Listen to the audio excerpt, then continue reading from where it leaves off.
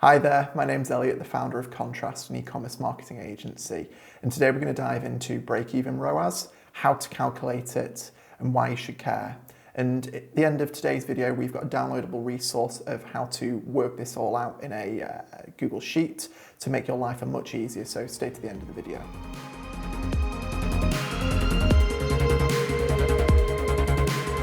In today's video, we're going to work out how to work out your ROAS, how to work out the break-even point for your ROAS, why ROAS even matters, and what ROAS is considered good, and what metrics you want to be happy with for moving forward. So let's dive into just break-even ROAS to begin with. So what does this mean? You've obviously probably heard this term thrown around quite a lot, and literally all this means is it's an acronym for return on ad spend. So essentially, you spend £1 and you generate X amount. So for argument's sake, if you had a ROAS of 2, it would mean you spent £1 on ad spend and you generated £2 in return.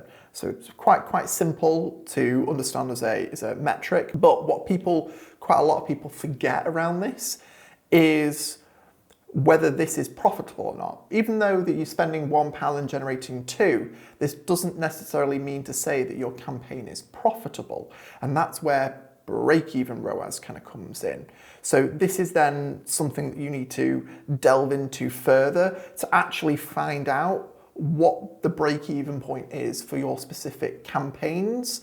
And this will differ product to product. And that's kind of why, yes, you could have a blended ROAS for the campaign as an overall whole, but specific to each product, you'll have different break-even points.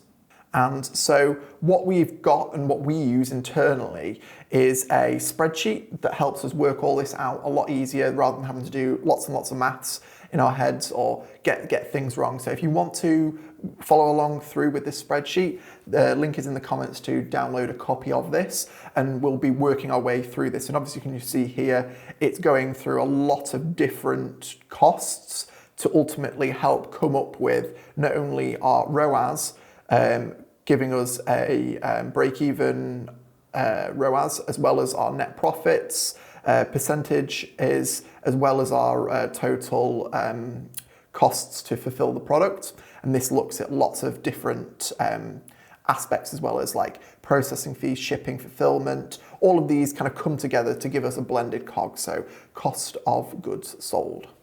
And that's kind of how we get to this point.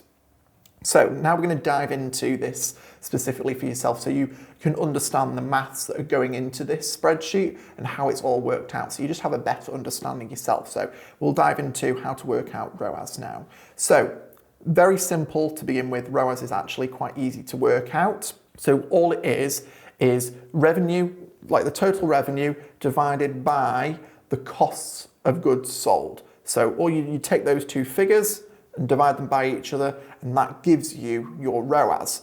All we're going to do now is we'll go through this example on screen, which is we've got revenue of 10,000, and we divide that by the amount you spent on ads, which in this case is 2,500, and that equals a ROAS of 4. So that is whether you want to look at it as 400%, 4x, 4 to 1, or just a ROAS of 4. So ROAS is kind of written in many different ways, but all those mean the same thing, which is just a good thing to just bear in mind, because you'll see different people writing this down in different ways. But now that we've got a ROAS of 4, we want to now take this bit of information and then work out your break-even ROAS, because ROAS of 4 is different to break-even. So there's a few more steps that we have to take to get to this. So what we need to do and understand from here is your average net profit margin. So this isn't just one figure you can just instantly work out. You have to do a few different steps to get to this. So what we need to know is the average order value divided by cost of goods sold equals your net profit. Then from net profit, we divide net profit divided by average order value times 1 equals your net profit margin. Luckily enough for you, the spreadsheet that we've got actually tells you this figure and also works out, so you don't have to go through these manual steps. But if you don't want to go that, you've got at least this as the maths and the equations that you need to go through to work this out. So Obviously, with this all said, you need to make sure that the information you're putting into these formulas, as well as working this equation out manually, are accurate. So you're not just pulling numbers out of thin air, you know exactly how much things cost, because the more accurate the data now, it's going to give you a better reflection of how your performance is doing in your ad campaigns. If you've already running them, or if you're looking to run them, you know exactly what your break-even point is and what you, from where onwards, you're going to be profitable. So this is why it's important to make sure you get this information correct from day one. And again, per product, this is going to differ. So you might want to create duplicate a few of these sheets to ultimately know per product what your break-even ROAS is. Obviously, you can have a blended ROAS, which is just campaign-wide, that all these products that I need to hit at this point, that's when I've got profitability. So it's just an average across all of these campaigns, just to talk about that. So obviously, if you are below your break-even ROAS point in your campaign, and you worked this out and you didn't obviously know this point, it's a case of you'll be losing money. And this is why it's an important metric to understand, even though you might, again, as we've talked about, running 2-to-1, that might not mean profitability. So we'll dive into that next. So here we go. Obviously, digging into this further, it's a case of we're saying around, if you're running in normal general terms, if you're doing retail e-commerce, and you're a reseller, not a D2C brand, and having your own product that you sell rather than being a retailer, I would say having a ROAS under 2 probably means you're not profitable. As just a general statement, obviously there will be ones in there that will be, others that won't. So it's just as an easier way to just think about and give you some rough estimates, just due to the profit margins of the distributors, the manufacturers, that they take and reduce it for you, as well as your internal costs from fulfillment and other metrics. It kind of pushes you closer to the 2 mark, that makes it probably not possible. But if we take this then as let's say we're an example, we're a D2C brand, and we've got what we think are okay margins. We're running our campaigns running at a ROAS of 1.7. And that means for every £1 we spend on ads, we're generating £1.70 in revenue. But is that profitable for us? Well, we wouldn't know that unless we'd gone through all of the spreadsheet costs to give us this figure. But if we're a retailer, probably not. And we wouldn't know this if we hadn't gone through this scenario and gone through the sheet to work this out. But obviously you need to work these individual figures out for yourself.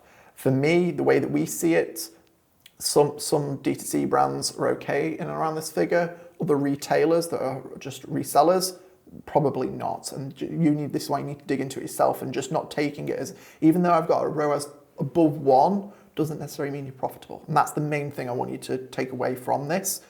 And then it's a case of why ROAS matters. And obviously digging into this, we're just trying to find the profitability for you as a company, and at which point you can think about scaling.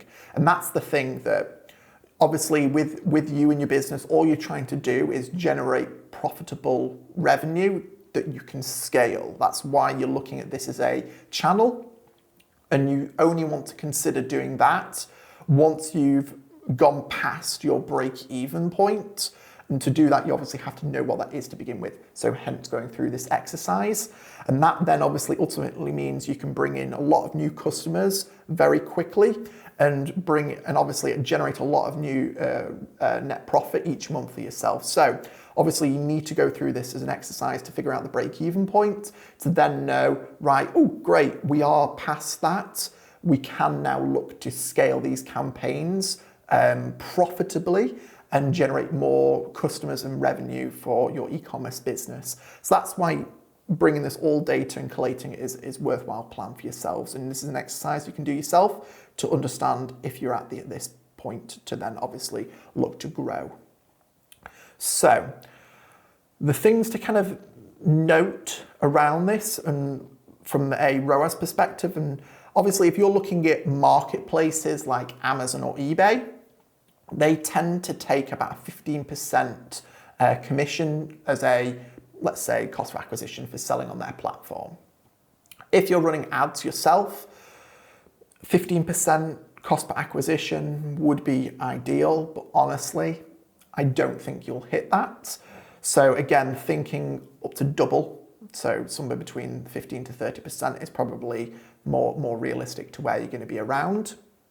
That's just a figure for you to bear in mind moving forwards, that as generic pieces of information that we've seen looking at lots of different ad counts. So if we look at this spreadsheet now, this is the second tab in the spreadsheet that we've obviously got attached in the link below. What you can see here is that for the break-even ROAS at 1.85, that 1,000 spend on AdWords generates them enough revenue here of the gross profit. Whereas if we go to 2, we can see that just that's a 15-point increase, that then ultimately generates them 80 quid in profit off the same amount of ad spend. Whereas if we go to the other end of the spectrum and go, let's say we have a ROAS of 5, off that same amount of ad spend, we're then generating £1,700 in profit per month based off this spreadsheet. So again, you can also see the number of transactions that does against the targets CPA that you need to hit to achieve those different ROASs. So there's a lot of different here. So you can see the different milestones in ROAS. Again, you can tweak these for yourselves to see different milestones, and if it's a case of that you need to keep all your milestones a lot closer, so between 2 and 3, you can change these to see these different target CPAs as well as the potential profit returns that you might get. But the main thing, it gives you a better understanding of your target cost per acquisitions and the potential ROASs that you might need to hit to the profit you might make. So it's just giving you better clarity and understanding of the metrics and the potential forecasts for yourself. So obviously we always get the question asked, what's considered a good ROAS? And again, that is a very blanket statement that we obviously can give some generic feedback, but the main thing to say is it really depends on your individual company and your ad account yourself. But just as some generic information for you to hear and understand, if you are a retailer reselling other brands' products, probably saying if you've got something around the ROAS of 3, you're probably just profitable at this point, but obviously still keep looking for opportunities within your ad account to keep pushing and bolstering this. If you are a D2C brand, possibly between 2 and 3 ROAS, you are probably also positive because you've got the ability to have more margin being the manufacturer and brand. But then again, looking to push for this further and having a ROAS of 4, that's probably normally a guide that people want to aspire to be like, to scale their accounts, that you'll be making decent profit. And again, if you've got a ROAS of anything above that, really 5 and above, like, look to scale your account as much as possible, because essentially it's a money making machine at this point, and you can just keep putting as much money in and taking these transactions and making these sales. Obviously you'll hit saturation on your threshold of what is possible within your account, but just push this and scale this as much as possible. So again, the only caveat around this is this will be different for your individual business, whether you're a retailer or a D2C, but these are just some generic bits of information to give you at least a little bit of information as a starting point to take this forward. So obviously, last chance to just mention again, links in the description below to get this spreadsheet, a ROAS cost per acquisition calculator, and then obviously also give you the forecasts within there. So that link is in the description below, and hopefully that helps you. Obviously, contrast, we work with e-commerce businesses on a daily basis. So if it sounds like something that you might need help with, obviously feel free to get in touch with us. Our contact information and website are below, and we'll be more than happy to have a chat with you.